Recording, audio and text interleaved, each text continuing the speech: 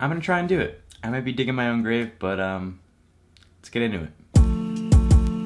So if you're not familiar with like the title of this video or anything like that, I'll sum it up for you really quickly.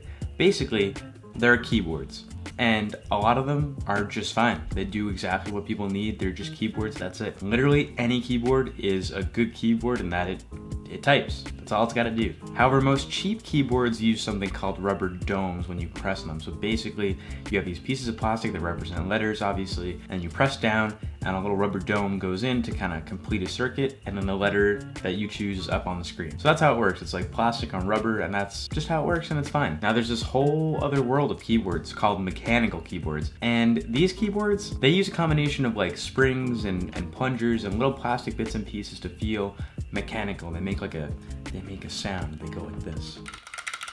And you know, each company makes them a little differently, and you know, each variation of this whole like spring plastic piece and whatever clicky sound, each variation of that is called a switch. Now there's different kinds of switches that you could have in a mechanical keyboard, and these different kinds and variations are labeled by colors. And there is a very small, but actually I guess very large now, a group of nerds who like to fight about which brand makes the best color switches. And I'm about to be one of them. So let's do that. So switches are recommended to people on this sliding scale that somebody decided started with typing and ranged all the way to gaming. Apparently those are like the two edge cases, right? You have people who want to type, so they want like a really clicky, resistant, tactile switch. They want to hear the clickety clackety like a typewriter type situation. And then you have people who are playing games and they gotta be like really fast, and they gotta, you know, spam keys and be able to move around the keyboard really quickly. People who game want speed and response time. Now at the beginning of the human fascination with mechanical keyboards, a lot of people would prescribe this company Cherry. They're a German company. They make very good quality switches, or they were known for making good quality switches in the beginning. And they would say you should get Cherry MX, and that's like the series of switch, browns. And now brown is a color, it's a type of switch that they make. People would often say that brown switches are the best. And why? Because they're a balance, right? They appeal to people who want to type and people who want to game. And it's because of two main things. It is a lightweight switch, only takes 45 grams of force to activate. It's got a bump, it's a little tactile, and it's not that loud. So it's not that annoying to game on, and it's not that annoying to type on. It's a nice happy medium. And because of this, these switches were recommended to everybody who was considering buying a mechanical keyboard. It's your first time, you don't know what to get, just get browns, it's safe. You're not sure what kind of switch you like yet, just get browns. See where you can go from there. But then, this community was born, r/mechanical keyboard. It's a subreddit. It's a very big subreddit of nerds who are very passionate about this, including myself. I'm not using nerds in a derogatory way. But people decided, hey, after talking, we don't really like Cherry switches anymore, and we definitely don't like browns. If you're gonna buy switches, don't buy Cherry, buy Gatoron. And if you're gonna go Gatoron, don't get browns, get something else, because browns are just like a sandy red.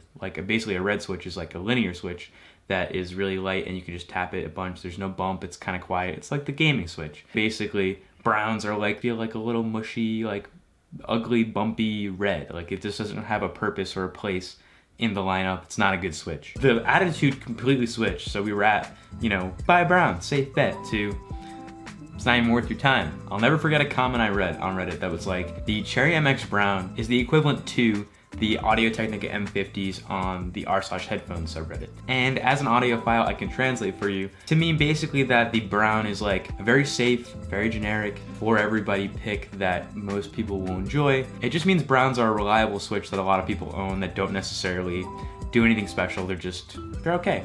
They're good. However, let me explain the other side of this, because I feel like not a lot of people talk about this. Because of how versatile browns were, and still kind of are, they got recommended to everyone, right? And because of that, because of the demand, the popularity, the prices were always higher. Like you could get any keyboard you want, any mechanical keyboard you want, you'd have a list of switch options. The brown option, Cherry MX Browns, was always more expensive than any other option on the list. And because of this, people would buy the most affordable keyboard they could that just had brown switches in it, right? However they could get their hands on brown switches, they would do so because, you know, after reading some light literature on mechanical keyboards, you would come to the conclusion that switches are probably the most important part of the experience, and you want to make sure you're getting the best switches. Which isn't untrue, but it's not entirely true. Essentially, my theory here is that this is the problem with most people's experiences they've had with Cherry MX Browns, right? I've owned a Cherry MX Brown keyboard before. In fact, let me get it for you. I have used this Corsair Strafe RGB keyboard for easily 5+ years. I've had this thing for a long time, okay? And it has Cherry MX Browns in it. And I'll admit, the reason I bought it is because it was the cheapest keyboard that I could get access to with Cherry MX Browns. And initially, I loved this thing, right? Because it's my introduction to the mechanical keyboard world. It did the whole clickety-clackety thing. I was super into it, right? But as time went on and I watched more mechanical keyboard videos, I started realizing more things about this one that I didn't like the font is bad, the plastic on the keycaps is not great, the plastic on the body is pretty cheap and flexy and creaky. It's really big, it's really bulky, all the keys are kind of rattly, like the spacebar rattles a ton, like none of the keys are super like sturdy, it's not a very tight typing experience. There's even a nasty harmonic that resonates in my room when I type on this. I'll try and like reproduce it and EQ it for you guys, but it's pretty atrocious.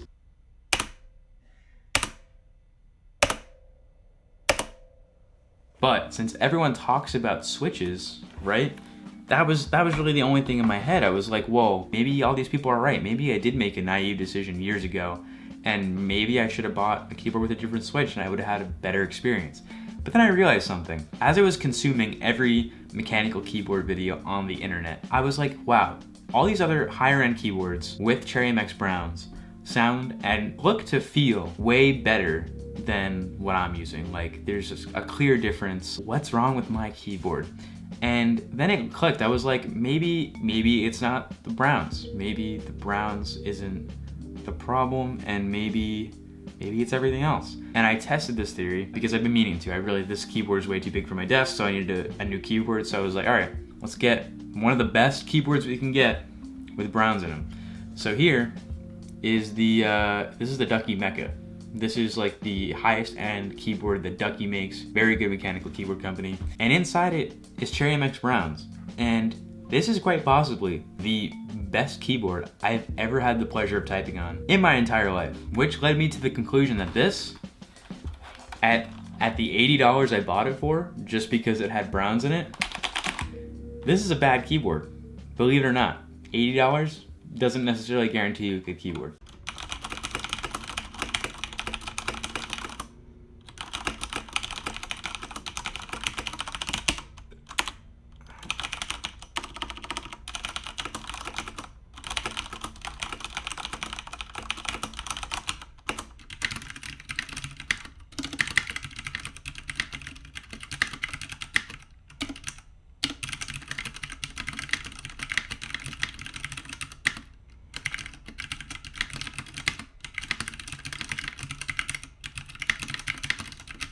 There's more to a keyboard than a switch, right? You have the keycaps, the stabilizers, the bottom out sound, the reverse bottom out sound, the bottom up feel, right? The acoustics, the casing, the stability, like everything. There are way more factors at play in how a keyboard types and feels than just the switch. So what's really the conclusion here? I think I was just a victim of supply and demand, right? Everyone wanted Browns.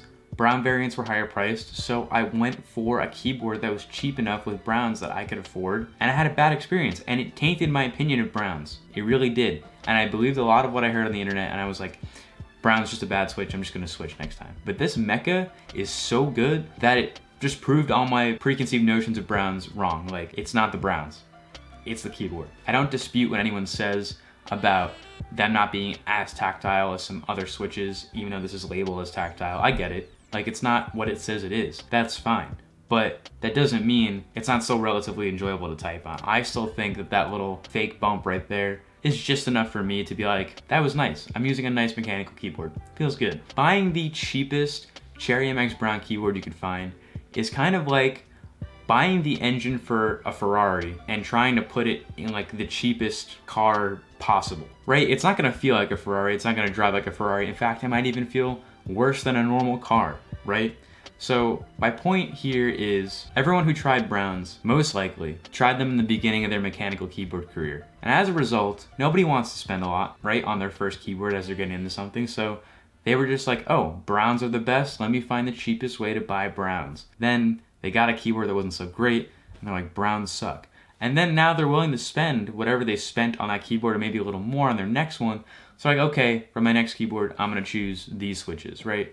And Browns get left in the dust and they get shit on. And that's understandable. I'm just saying I don't think anyone's really pointed out that possibility that people's thoughts about Browns might be a little tainted.